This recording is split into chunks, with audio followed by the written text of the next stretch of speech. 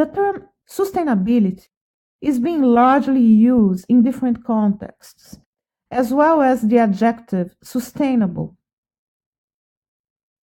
Sustainable economy, sustainable growth, sustainable development. But what is sustainability in the realm of climate change? One can infer almost immediately that sustainability is a broader concept than climate change. That is, actions to avoid climate change can be considered sustainable, but not everything that is sustainable is directly related to climate change. A simple definition for sustainability related to the environment would be avoiding the excess of natural resources consumption and avoiding damaging actions to the environment, to the human beings, and to the ecosystems. Therefore, reducing pollution on land, water, and atmosphere would be considered sustainable actions. But these actions not necessarily have a direct impact in reducing climate change. An evolution of the sustainability concept related to climate change is the so-called carbon balance.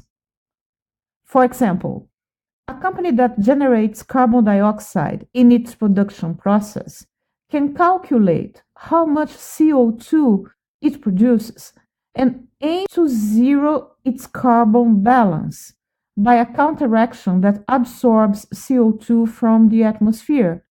For example, by planting X trees in a given period of time. More and more companies are working towards becoming sustainable, be due to government regulations of the country where it operates, be due to consumers or shareholders' pressure. Several companies are communicating in their annual reports the actions taken to zero the carbon balance, among other sustainability-related actions. And the society, more and more, is monitoring and demanding sustainability actions from companies and governments. We are talking about companies and governments, but individuals also have responsibility in executing sustainability actions.